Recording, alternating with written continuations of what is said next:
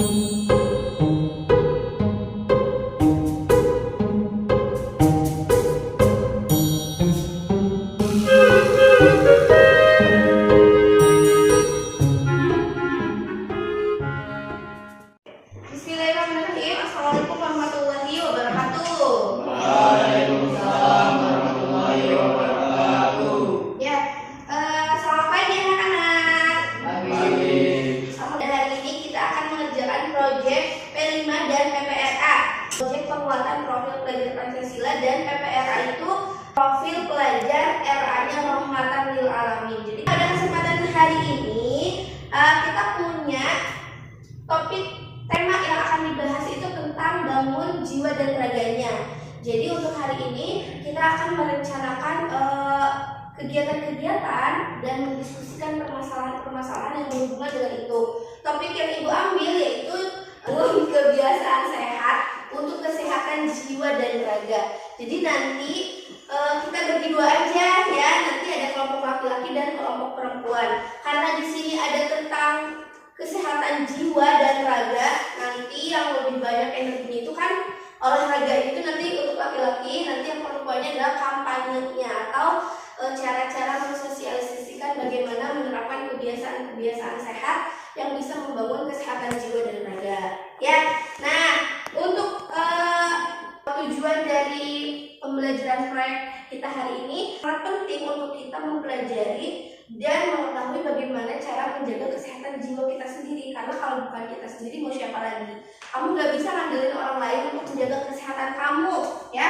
Kamu harus belajar, mempelajari apa yang harus dilakukan supaya badan kamu itu bisa sehat.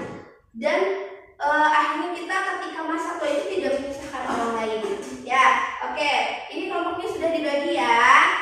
Mau kelompok laki-laki maupun perempuan, diskusikan menurut kamu permasalahan apa sih yang ada di sekitar kamu sendiri, mau itu yang dalam pribadi boleh, ataupun kamu melihat di lingkungan permasalahan-permasalahan yang efeknya jelek, baik itu untuk fisik ataupun mental kamu.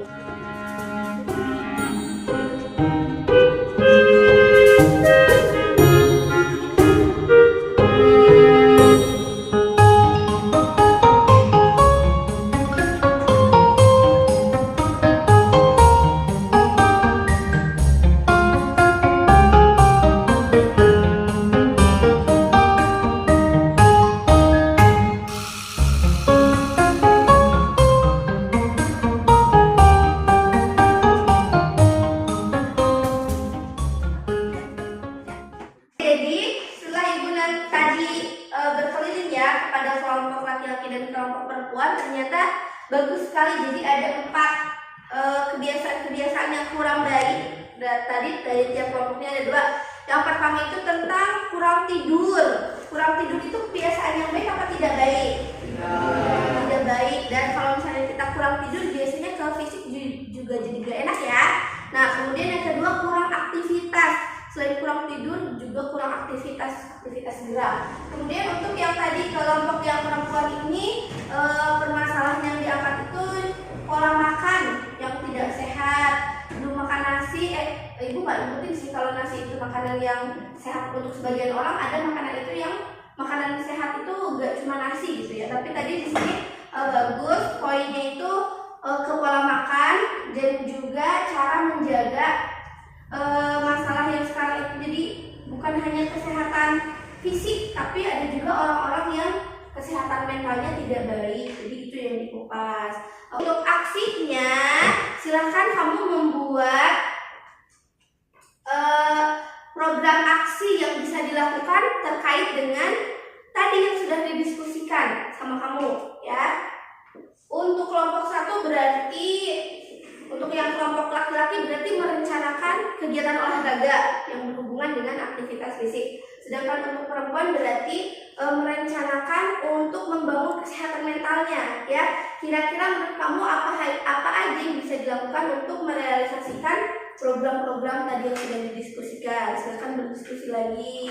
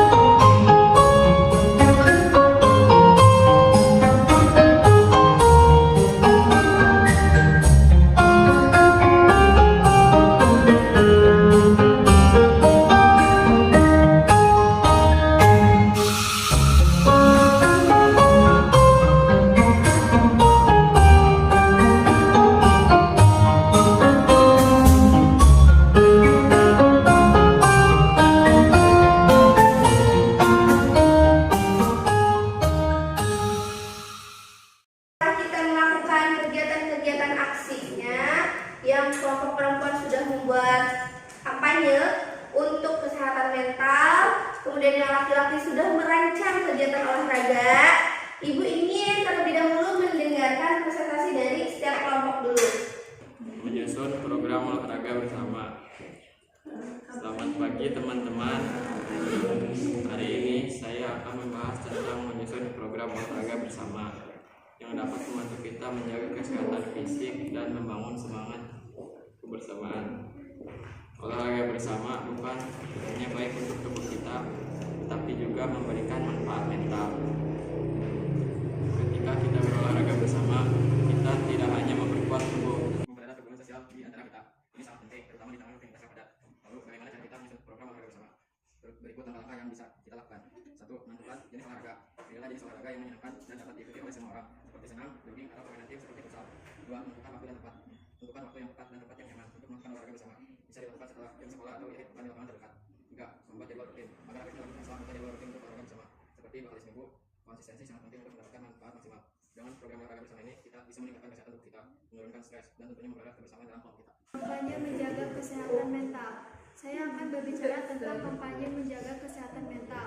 Saat ini kita semua tahu bahwa kesehatan mental sangat penting, terutama di kalangan remaja yang sering kali menghadapi berbagai tekanan. Namun seringkali kita mengabaikan pentingnya menjaga kesehatan mental, padahal sama pentingnya dengan menjaga kesehatan fisik. Untuk itu kita bisa membuat kelompok diskusi atau kegiatan yang membantu teman-teman lebih sadar tentang kesehatan mental. Beberapa ide yang bisa kita lakukan untuk kampanye ini antara lain: 1. Untuk menyelenggarakan diskusi atau sharing session, kita bisa mengadakan pertemuan kecil untuk membahas masalah terkait kesehatan mental seperti stres, kecemasan, atau perasaan tertekan. Teman-teman bisa berbagi pengalaman dan saling memberi dukungan. 2. Membuat poster atau media sosial. Kita juga bisa membuat poster atau kampanye di media sosial untuk mengingatkan pentingnya menjaga kesehatan mental, misalnya dengan pesan-pesan sederhana seperti jangan ragu untuk berbicara. 3. Mengundang pembicara tamu. Mengundang seseorang profesional seperti psikolog atau konselor untuk memberikan pengetahuan lebih lanjut tentang cara mengelola stres dan menjaga kesehatan mental. Melalui kampanye ini, kita tidak hanya membantu diri kita sendiri, tetapi juga teman-teman di sekitar kita untuk lebih peduli dan menjaga kesehatan mental mereka.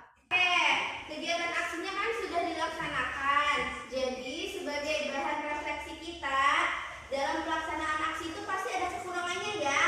Untuk yang Ibu amati, untuk di kelompok yang perempuan itu ketika melaksanakan kampanye mengenai kesehatan mental, Ibu masih melihat ada beberapa anak yang gak mau terbuka tentang mentalnya sendiri, mungkin dikarenakan malu atau misalnya apa gitu ya. Jadi nanti sebagai bahan tindak lanjutnya kita bisa membuka sesi sharing itu bisa lebih intensif lagi supaya bisa membantu teman-teman yang misalnya punya permasalahan, dia nggak pendam sendiri tapi dia bisa berbagi sharing dengan kita. Adapun untuk yang di kelompok 2 terkait dengan perencanaan program olahraga bersama, itu juga sudah sangat bagus dan bisa dilaksanakan. Meskipun olahraganya nggak dilaksanakan setiap hari, tapi setidaknya minimal seminggu itu ada kegiatan olahraganya. Ibu juga melihat di antara program-programnya itu ada beberapa anak yang mungkin masih mager ya, nggak mau olahraga gitu karena sudah terbiasa dengan kurang aktivitas gitu. Jadi nanti kedepannya bisa lebih ditekankan lagi untuk program penjadwalannya, terus dilaksanakan itu jangan monoton, jangan 1 minggu 2 minggu tuh jenis olahraganya sama. Jadi supaya menarik minat teman-teman, olahraganya bisa lebih divariatifkan lagi. Itu barangkali ya masukan dari Ibu sebagai bahan refleksi dan tindak lanjutnya. Terima kasih untuk kalian yang sudah mengikuti proyek ini dengan sangat antusias. Pokoknya jangan sampai lupa bahwa kesehatan fisik dan mental itu sangat penting. Harus dijaga, harus dibiasakan melakukan hal-hal yang baik supaya kita bisa lebih bermanfaat hidupnya. Ya, terima kasih untuk hari ini.